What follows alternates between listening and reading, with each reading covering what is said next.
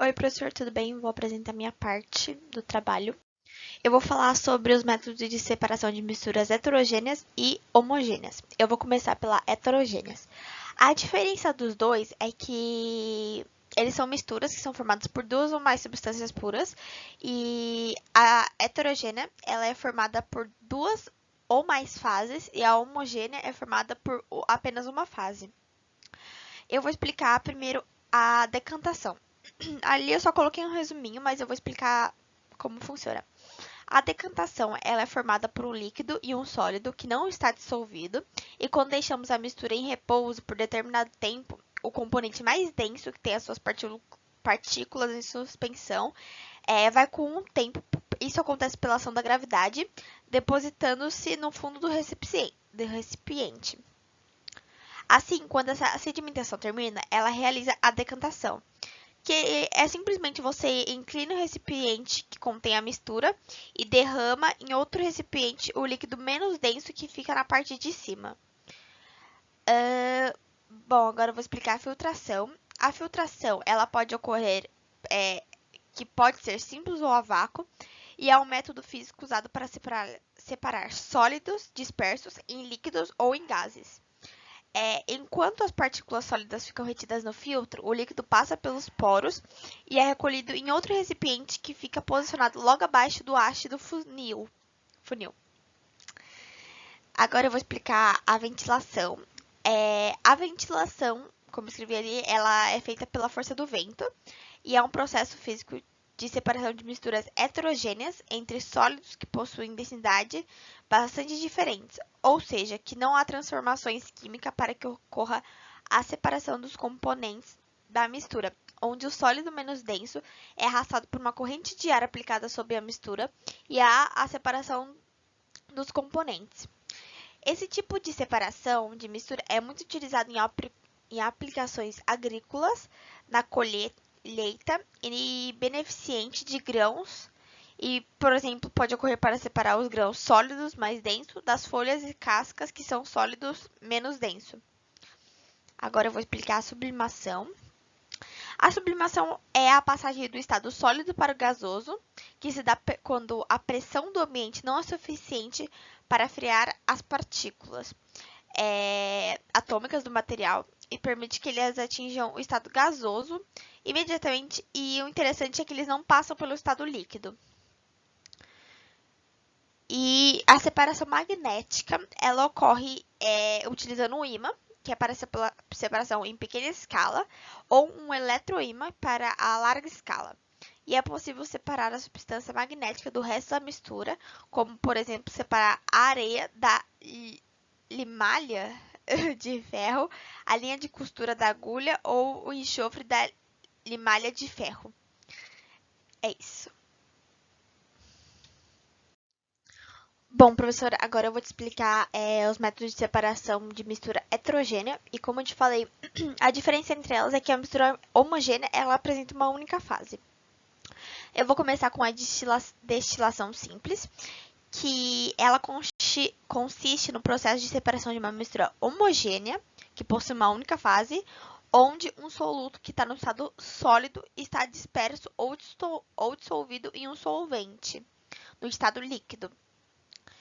Basicamente, a destilação simples atua com a evaporação do solvente presente na mistura através de aquecimento, que possibilita a quantificação do resíduo sólido.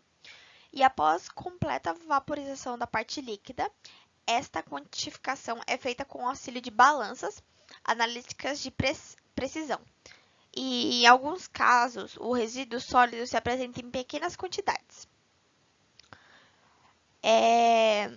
Agora, a destilação fracionada, ela pode ocorrer em dois tipos, que pode ser em pequena escala, que pode ser em laboratórios, para análise de pequenos volumes de amostras, ou uma escala industrial, que é como ocorre na destilação do petróleo.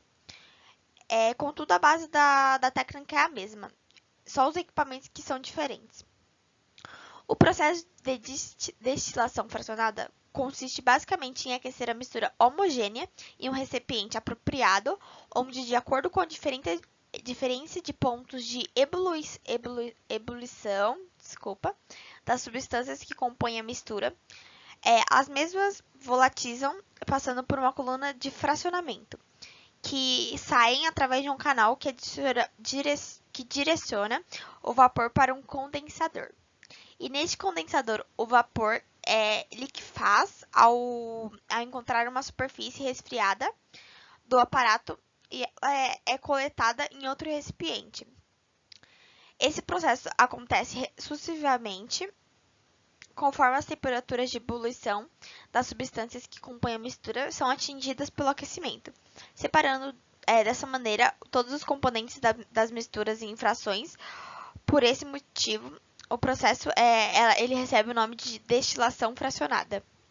E por último, a fusão fracionada, que ela é um processo usado para separar sólidos de pontos de fusão, cujos pontos de fusão são muito diferentes. E é um processo físico de separação dos sólidos. Para isso, é preciso saber a temperatura de cada elemento que compõe o sólido que vai se fundir. Eu vou dar um exemplo que pode ser quando uma mistura sólida entre estanho e chumbo, sabendo que o estanho ele se funde em 231 graus e o chumbo em 327, primeiro a gente aquece o sólido até uma temperatura de 231, que seria o estanho, por ele ter uma temperatura menor, e ele vai se fundir e separar do chumbo, e esse processo é chamado de fusão fracionada. E pode ser feito com um número maior de substâncias também, desde que essas possuam pontos de fusão bastante diferentes. Porém, esses processos não separam a mistura eutéticas, que são misturas homogêneas, cuja função ocorre a uma temperatura constante. Essa é a minha parte. Obrigada, professor. Agora a gente vai falar sobre a densidade. A densidade ela é a relação entre a massa de um material e o volume que ele ocupa. Para a gente descobrir essa relação, a gente tem que fazer a seguinte fórmula: densidade igual a massa dividido pelo volume. A unidade de medida da densidade, segundo o Sistema Internacional de Unidades, é quilograma por metro cúbico, mas as mais utilizadas são gramas por centímetros cúbicos e gramas por mililitros. Lembrando que 1 centímetro cúbico equivale a 1 mililitro. A densidade pode ser expressa para uma substância ou para uma mistura de substâncias. Por exemplo, a densidade da água nas condições ambientes. Por que nas condições ambientes, né? Porque a temperatura da água ela vai mudar a densidade. Então, aqui nesse exemplo, levando em consideração a água na temperatura ambiente. Enfim, a densidade da água na temperatura ambiente, ela vai ser igual a 1 grama, 1 grama por centímetro cúbico, o que quer dizer que 1 centímetro cúbico ou 1 ml a 1 grama de água. Já uma mistura de substâncias, a densidade ela vai ser de acordo com as quantidades das substâncias envolvidas. Um exemplo que a gente pode dar é pegar meio litro de uma solução, misturando 50 gramas de sal em 50 gramas de água. Aí o que a gente vai fazer é fazer densidade igual a massa dividido pelo volume. Aí, densidade igual aos 550 gramas, que é do sal e da água, né, os dois misturados, dividido por 500 ml de água, né, meio litro de uma solução, no caso. E aí, a densidade vai ser equivalente a 1, grama barra ml. Já foi dito que a densidade ela vai variar de acordo com a temperatura. Então, um exemplo disso é quando a água ela se torna gelo, ela vai estar em uma temperatura abaixo de 0 graus, então a densidade da água fica menor do que no estado líquido, passando para 0,92 gramas por centímetros cúbicos. E é por isso que o gelo ele flutua na água, porque ele é menos denso. Já no álcool, o gelo afunda, porque o etanol, a densidade do etanol ele é menor do que a do gelo. Ele tem 0,79 gramas por centímetros cúbicos. Estados físicos da matéria. Quando falamos de matéria, falamos de partículas. Então, quanto maior a energia das partículas, mais agitadas elas vão estar e mais afastadas consequentemente. Temos 3 estados físicos, que é o sólido, o líquido e o gasoso. O sólido, ele tem forma física, volume fixo e energia cinética baixa, ou seja, suas partículas ficam juntinhas e alta agregação das partículas.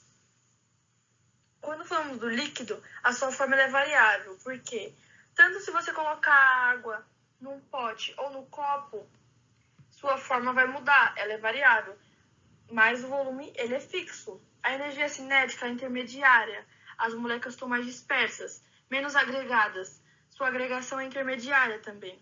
O gasoso, sua forma é variável, o volume é variável. A energia cinética é alta porque as moléculas estão separadas aleatoriamente. A agregação baixa. As mudanças da matéria são o seguinte: do sólido para o líquido se chama fusão, do líquido para o gasoso vaporização, do gasoso para o líquido condensação e do líquido para o sólido solidificação. Tanto do sólido para o gasoso e do gasoso para o sólido se chama sublimação. A vaporização ela tem 3 categorias. A evaporação, que é a transformação lenta de um líquido em vapor, ou seja, uma roupa que está no varal. O líquido, ele se evapora lentamente. Ebulição é uma forma rápida, acontece de líquido para o gasoso, no efeito de ferver, ou seja, ferver um bule de água. A calefação, quando o líquido de uma superfície muito quente, ele se encosta, ou seja, quando uma gota encosta numa superfície muito quente, ou uma gota de água cai no ferro, um exemplo.